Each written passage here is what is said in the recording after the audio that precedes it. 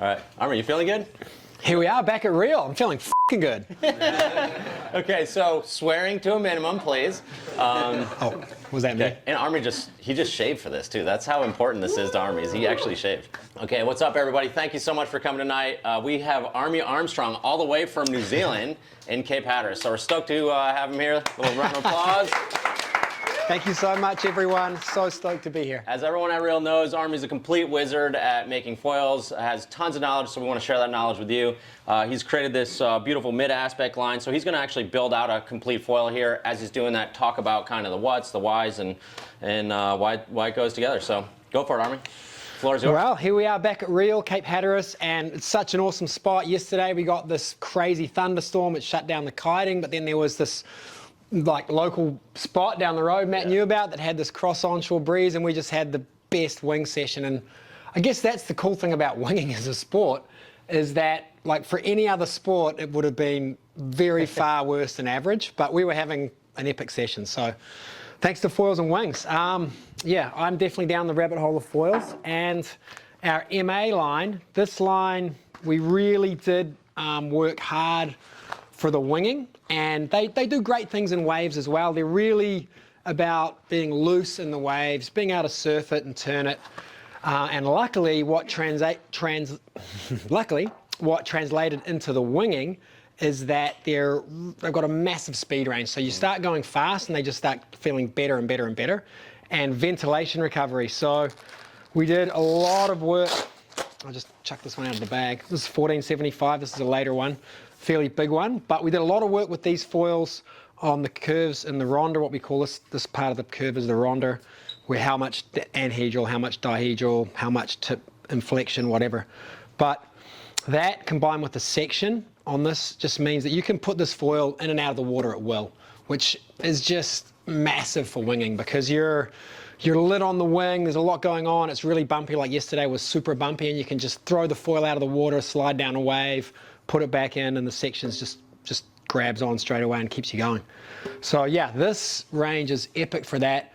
And in surf, for surf foilers, I think it's really fun in the pocket turning. It's just got a really dynamic feel. And if you keep the speed on, it will pump, but it needs speed. So there's always give and take with everything. This section, ventilation recovery, I'd say it's pretty much as good as any foil or better than most on the market. But that does come with a higher stall speed, right, on this particular one. So you've got to keep it moving. But if you got speed with this thing, it'll do great things for you. So winging really is where this thing shines. And surf foiling for guys who are, at the level where they can keep their speed up, like Joey, local Real team rider. He's been shredding the last few days on the MAs, like just pumping around at will, totally putting us to shame. Shoots, Armie, I don't keep my speed up. I think this 1475 and 1225 do all right. Yeah. I mean, well, you're actually kind of better than you think you are, which is, I'm still in the kook range, though, bro. Come on, you call me a kook every day. Well, we got to keep you in your place. But yeah, so surf foiling, they're just really dynamic, and that's partly. Just talk a little bit more about the foil before I go put this kit together.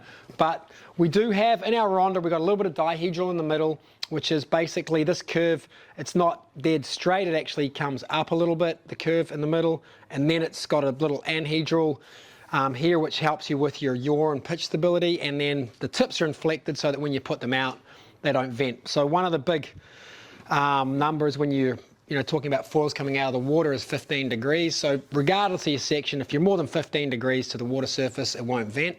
Less than 15 degrees, then yeah, it depends on the section, the sweep, and a bunch of other details. And so these foils, it's around about 7, so we've kind of halved that number. And that just, but even when it does vent, the section, it just sheds the air so quickly that usually the air bubble doesn't even get to the middle, so you've still got some lift here before you completely drop out. And that's kind of one of the magics of the MAs. I don't know if we've talked about it enough. That's why I'm talking about it a lot right now. And that's the key thing. I mean, like you ventilate that, you breach the whole wing, it recovers, you put a corner out. Well, with the HSs, that was the big thing. Like the HSs, we had a big anhedral, tip curve, which was all about yaw stability, and they were really stable foils, and they had they were great when we were there.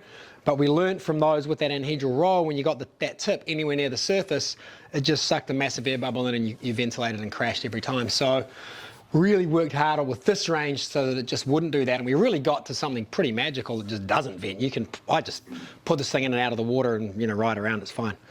So yeah, that's really where the MAs come into their own. The big ones, the 1475, 1750 downwinding, are fast. If you can get them up on foil, then you're going to go fast on these things, and they're really carvy. So for fun, downwind sessions or bump gliding with the wing, really fun. 1225 as well.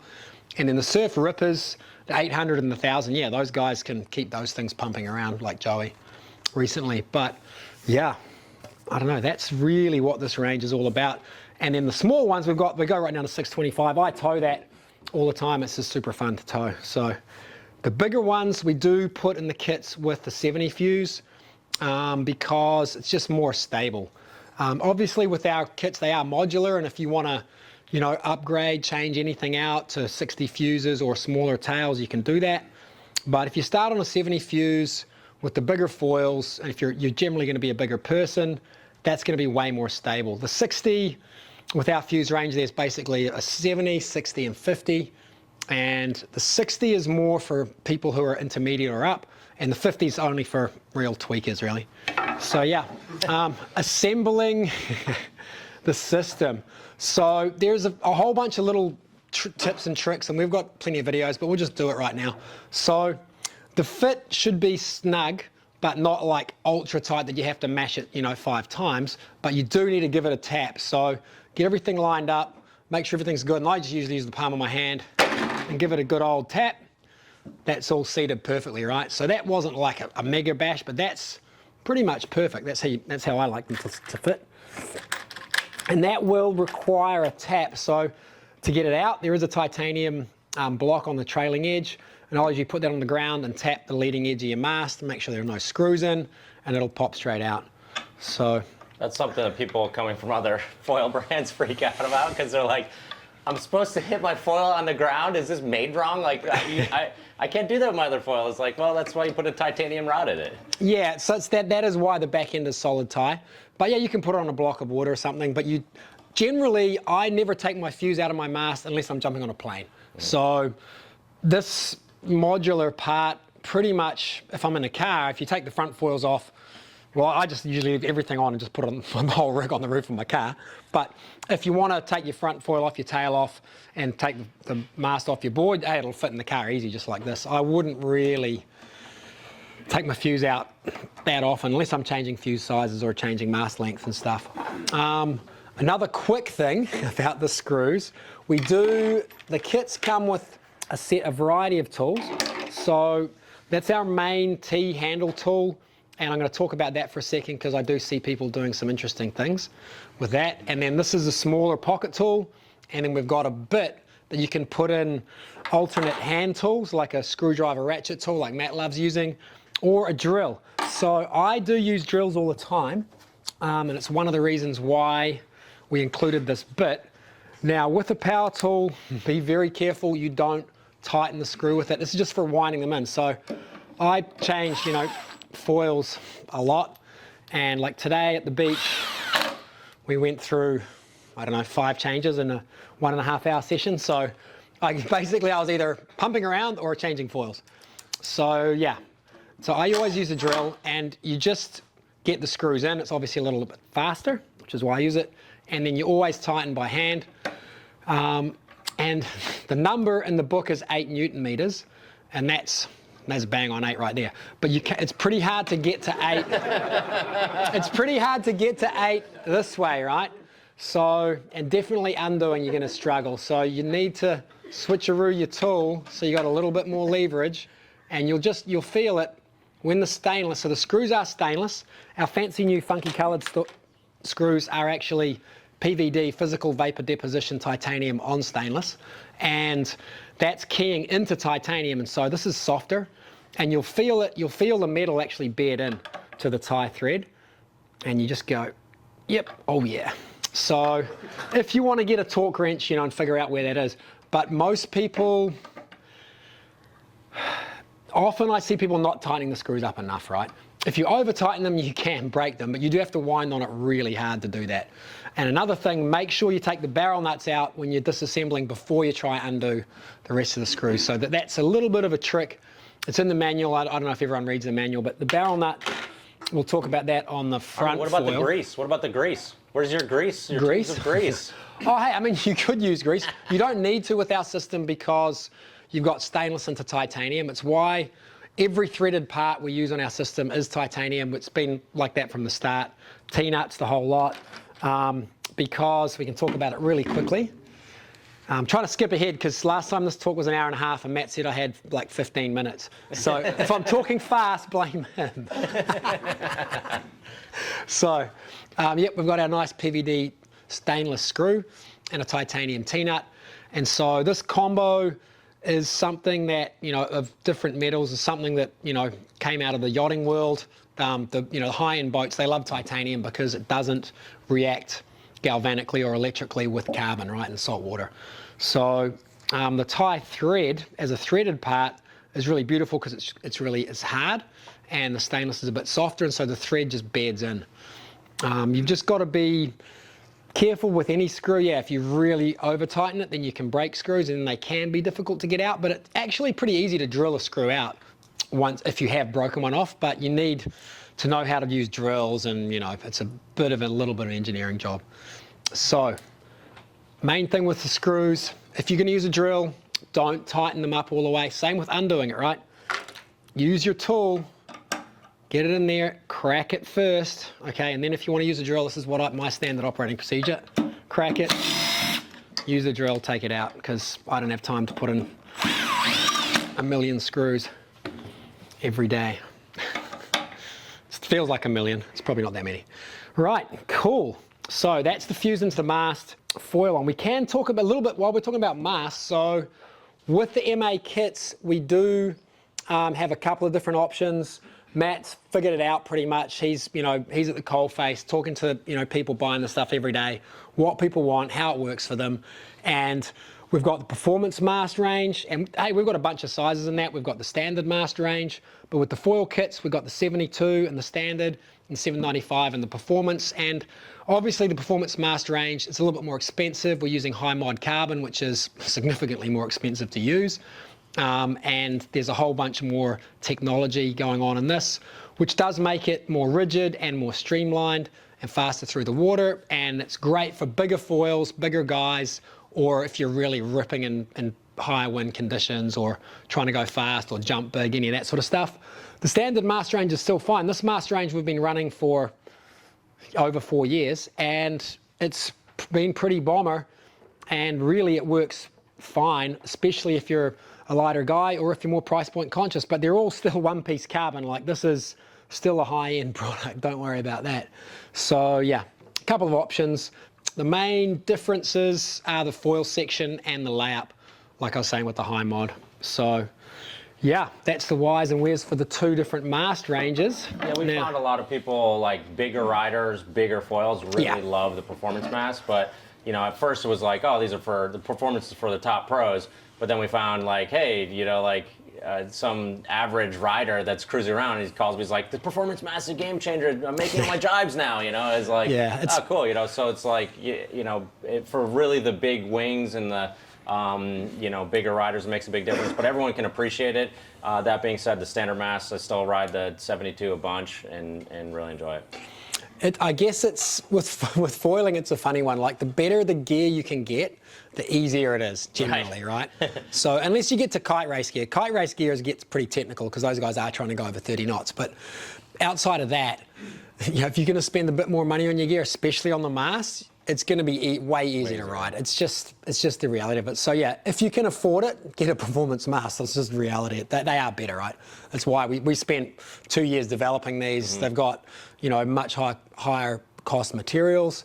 So yeah, that's as good as can be manufactured in this material range on the planet right now. So yeah, if you can afford it, get it. Otherwise, that still works. I mean, hey, not everyone can spend that much money on a mast. So that's pretty much the reason for the range. Then yeah, 1475, same thing. When you're putting it on, just make sure it's all lined up, seated. Give it a decent tap on the front. That's all seated home.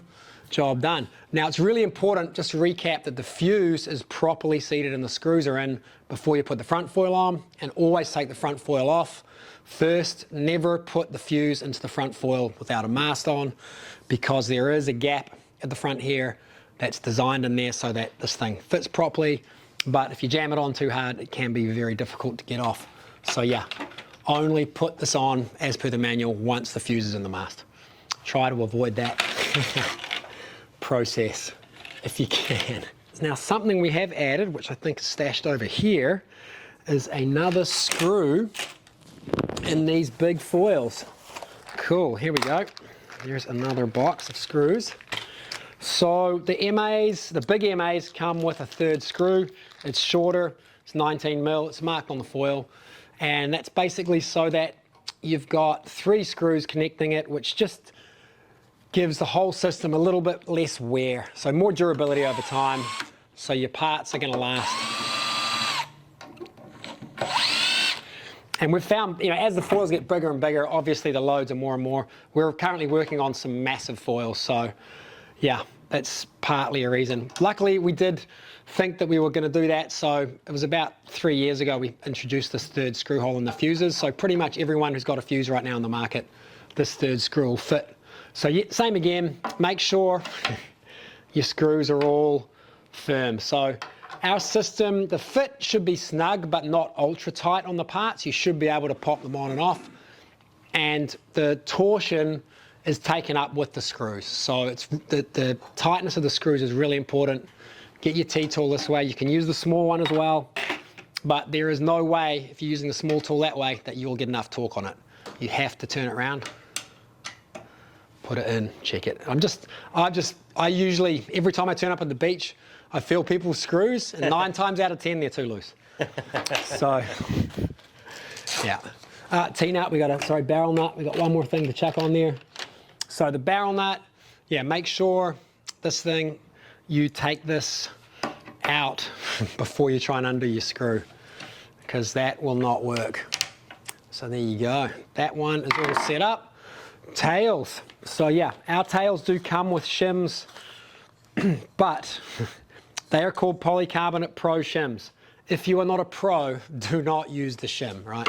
So basically, shimming tails, you know, we'll go into it really quickly now, and it's, you know, there is a lot of reasons for it. The main reason, okay, with our shim system, this is upside down, right? So when the tail's mounted straight on, it's at the most negative angle that it could be. So this is upside down, right? So it's positive angle, negative angle. And the bigger offset you have between your front foil and your rear foil, so this, let's call this front foil at 1 degree, which is pretty much what it is. Let's call this rear foil at 2 degrees, negative. Okay, so there's a 3 degree offset, front and rear. That's 3 degrees offset is what most people need to be stable. So that's why this setting is like, just put it on, plug and play. That's gonna work for most people 9 times out of 10. On a 70 fuse, that's gonna feel pretty stable, pretty directionally in control.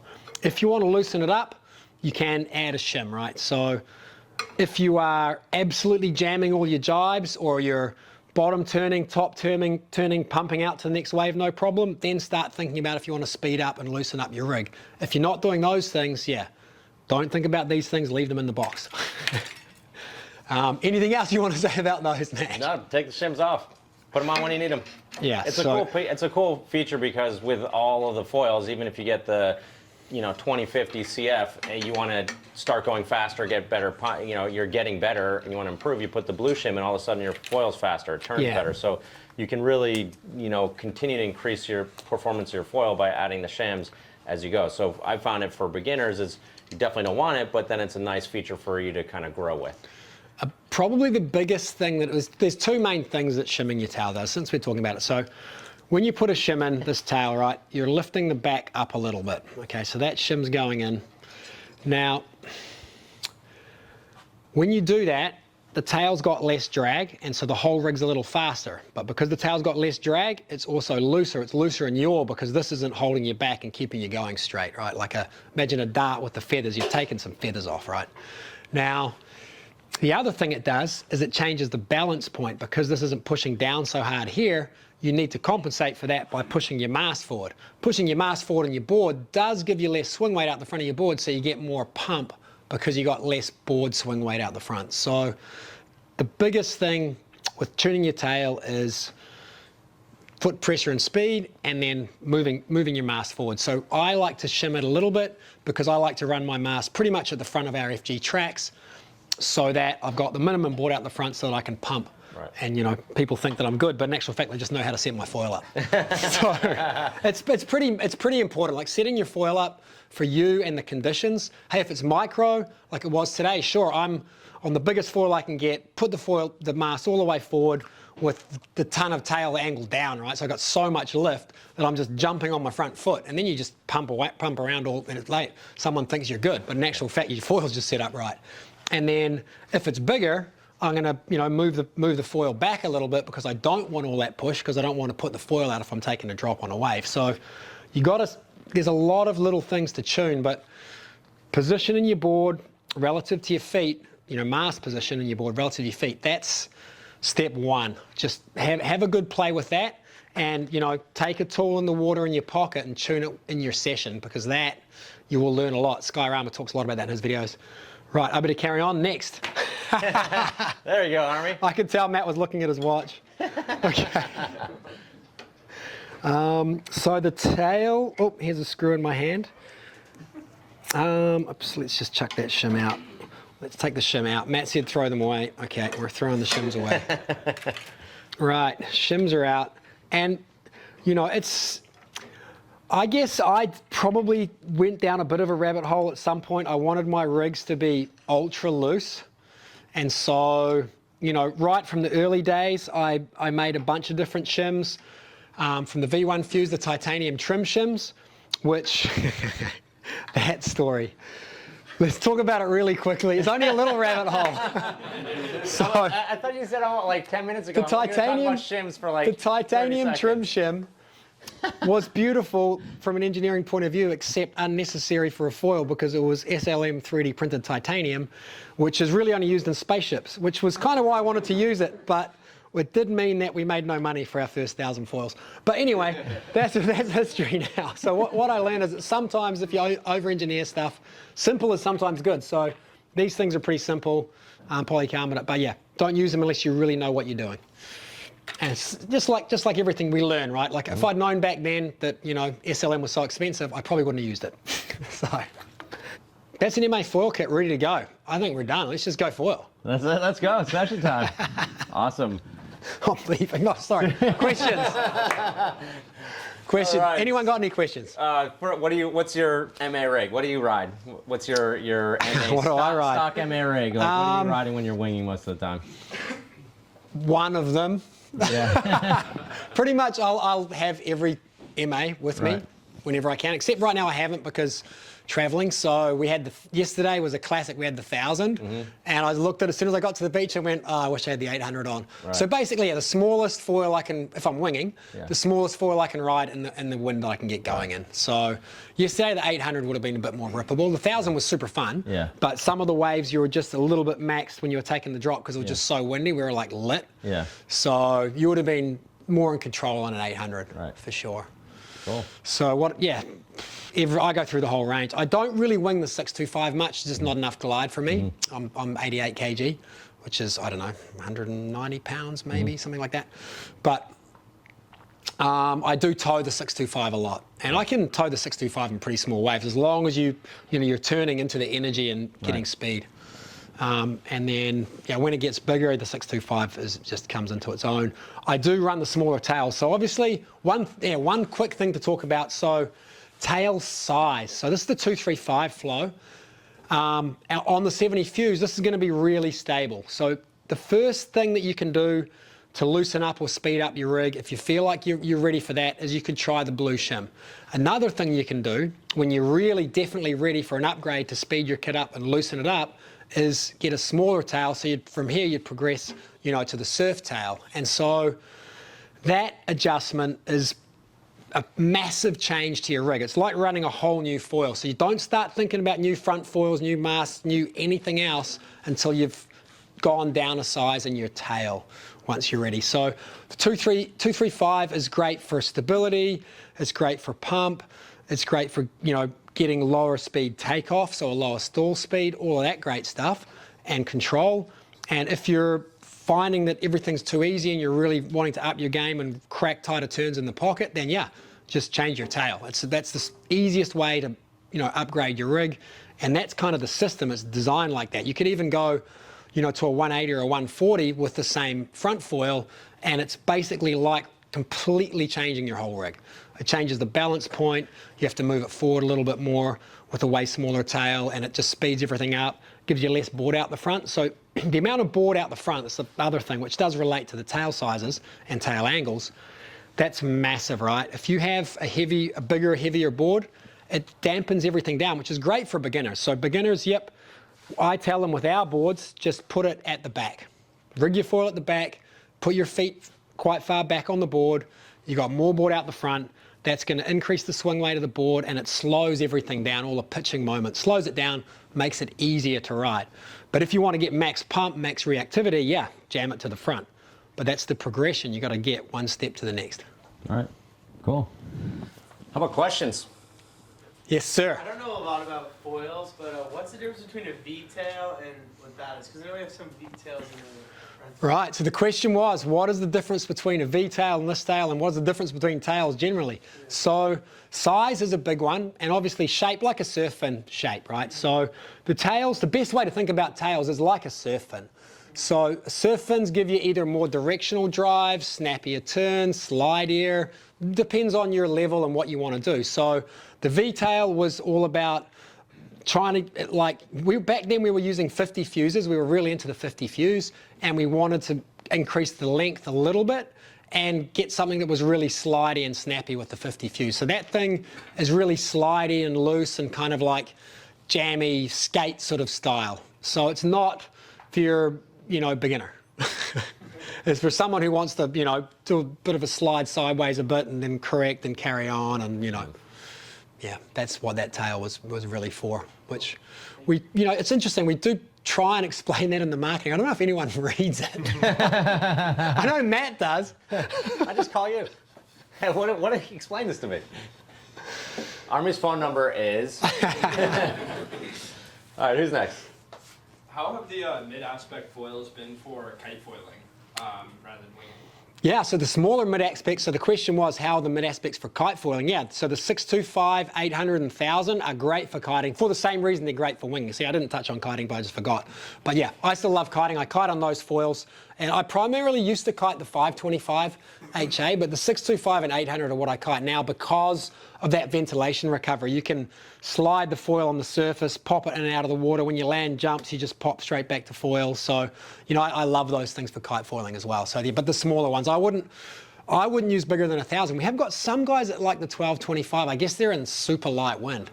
But to me, the 1000s for kiting's got so much push. It's plenty. They get just too spanny, like with the 1225, they're kind of too spanny, probably so they too just feel spanny. too.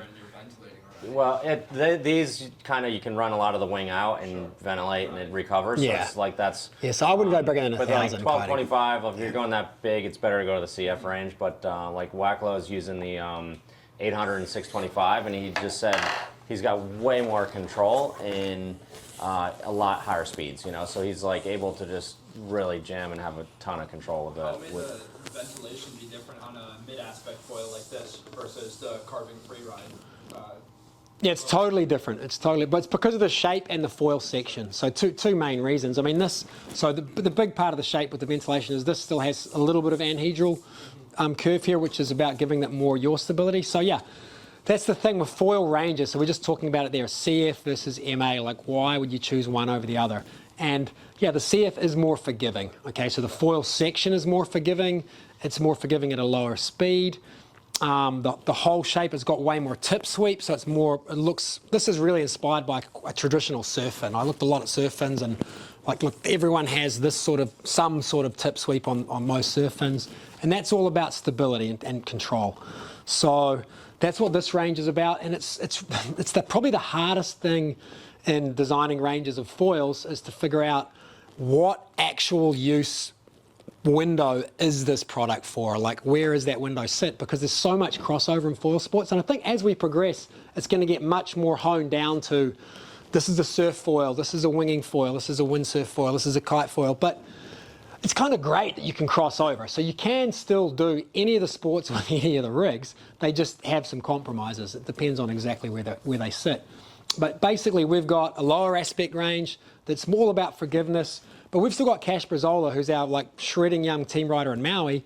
He loves the, the CFs, the 950 and the 1200, because he can just like throw it around like crazy, and he knows it's going to be super stable. It's just going to do exactly what he knows it's going to do. And sometimes, the MA's got too much pop for him. And he just, when he's lit on Maui and he's juicing the waves, he actually just wants something that's a bit damped down so that he can just keep it in control. So it's the same like if you're surfing, bigger, different waves, you have a different board, you have a bigger board, whatever. It's the same sort of thing. Awesome. Armie, what's your test for somebody's ready for an MA wing coming from the CF line? Yeah, how do you know if someone's ready to change up? Really, you've got to check if they've gone through a tail progression, first of all, right? So have they tried a shim or gone to a smaller tail? And are they making, if you're talking winging, are they making their jibes consistently and they're thinking about tacking, right? Like that's really it. If someone's not making jibes, then don't change your setup until you're good at jibing. You're not going to have some miracle revelation changing stuff if you're not jibing already. So that'd be my biggest thing. And if someone's jibing consistently and they're ready and they're sailing up wind well and stuff, then yeah, for sure, try it. But for surf foiling, same sort of thing. If you're getting to your feet super consistently most waves like Matt does, and ripping turns, then yeah, try one. You're going to get more speed and more pump out of an MA than a CF for sure. But for in the pocket ripping, I still love the CF 950 and 1200 because they're just so forgiving. You can just jam it around and it's not going to do anything strange on you. So that's kind of the reason. Then obviously the high aspect foils, we've got a 925 back there. So the higher aspect foils, these were also primarily developed, for winging. Higher aspect, they do have a lot more pump for their size and a lot more top end speed as well. So this is more for, we've put it on there since the beginning, advanced riders, people that want to go faster and want to really max their glide with a wing that's primarily, and hey, good guys can pump these things around in the surf and rip actually in the surf on these. But if you're not making jibes on, your other rigs, don't think you're going to change to a high aspect foil and it's going to help you. Is having a looser tail, like the V-tail, if you're trying to surf that, is that still going to pump okay? Is it still? Yeah, sure. No, the V-tail pumps pretty well. It's got because it's got more sweep. It's kind of has a little bit of a bit of a spring effect. That one, it does actually pump really, really nicely. But it's if you're ready for it, and you want to just change up your feel and try something. The great thing with tails is they're like a surf fin. They're not really expensive. It's a bit like a set of fins. So just try one, see how it goes. Can you compare the stall speeds between the mid aspect and high aspect and the cord length differentials? Sure. Well, the stall speed. So the question was about stall speeds versus the different ranges of foils. The stall speed, probably the biggest single determinant with stall speed is actually your foil section itself. So that is, if you chop it, this way parallel to the water flow and have a look at this curve. So you got the camber, which is the differential curve between the top and bottom surface. The camber and the cord percentage thickness are the two things that really drive the stall speed. And yeah, there's a lot of different variables as well that kind of feed into that. And the section design, we're now really doing some pretty interesting stuff with some top foil section designers. So it's got above my level of understanding for foils now to get into our next set of foils that we're now working on, which is pretty exciting. So we're getting some really good input. And what we've learned from these ranges is how to lower the stall speed while maintaining the higher speed range as well. That's the hardest bit is the speed range. every foil has an operating range. Water is a lot denser than air, so the operating range for a foil is a lot smaller than the operating range for a wing in the air, speed range, operating speed range. So this foil obviously has a much deeper root chord, and so even though the actual section chord percentage thickness is actually a little bit less than this, it's got so much more chord, it's physically much thicker. So the physical thickness coupled with the camber are what determine that stall speed parameter. And then you've got aspect ratio, which feeds into it as well. So there's a bunch of different factors. But for stall speed, these, for size to size, our CFs do have the slowest stall speed, and that's because of the shape, the camber, where the camber is in this foil section. It's a long way forward. So these have a lower stall speed, but they do have more drag, right? It's a draggier foil because you've got so much chord, which is actually good for when you're learning. You want a bit of drag because you don't want the thing to just skate out and lose you and you get bucked off the back. So that's why this is a lower aspect range for people starting out, to make it more forgiving. But yeah, you definitely, you've got a much lower stall speed, but you lose in the pump and glide. So there's always a trade-off somewhere. The MAs, we really optimize them for people who could handle some speed and knew what they were doing, and so we sacrificed a little bit of that lower end stall speed but gained a lot at the top end, so you can really push harder on these foils. So it's just where you want to sit the compromise. With the HAs, this foil section actually does have a really interesting stall characteristic, except these foils are so high aspect that, yeah, we probably could have gone thicker on the foil section. At this point in time, I was really interested in going fast, so that's all I wanted to do. So yeah, I didn't really care about if they worked when they were going slow. So, we already had foils that went slow. So yeah, don't think you were going to go slow on one of these. But we have learned a lot, and that range, this increasing the speed range, or the key operating range that the foil section will function in, it's pretty scientific, and it's actually above my pay grade. We've got some really smart guys helping us with that now, and it's really exciting. They're top level engineers with PhDs in fluid dynamics, and I sit in the room with them for half an hour and understand 50% of what they say, and then the rest of the time just nod and go, thank you. So yeah. Now you know how we feel. I don't know. Awesome. Anyone else? Cool. How important is it to pair the mid-aspect tails with the mid-aspect front wing when you're trying to push speeds? Yeah, if you're trying to push speed, I think there's a pretty important correlation between the foil section in the front and the rear. So yeah, well, the actual foil section, yeah. So these do have the same section. Okay, so the later tails and the MA front foils have the same section front and rear. The section in the rear is flipped upside down, so it's counteracting, the drag that's coming on the rig here. So this is counteracting the drag and giving you stability. And because if it's the same section, it's doing the same thing, because the foils do the angle changes and the drag coefficients and stuff do some weird stuff at different speeds. And if it's happening synchronously with the front and rear, then it has a bit more flow. Yeah. So I think that's quite important. But you can, I've mixed and matched to other tails and they work, but they just, especially when you start going fast, they don't work quite as well. Yeah. Awesome. Armie, thank you so much for coming. To all those out in cyber world, to all everyone here, thank you for coming. We appreciate that. If anyone has questions out in cyber world, give us a call at the shop, 252-987-6000. Give you an Armstrong cell. What's your cell, buddy? See you on the water. No. Yeah, realwatersports.com. We'll dial in on foiling, and that's what we do here. We take sessions, teach people, have a good time. Thanks. See you guys on the water.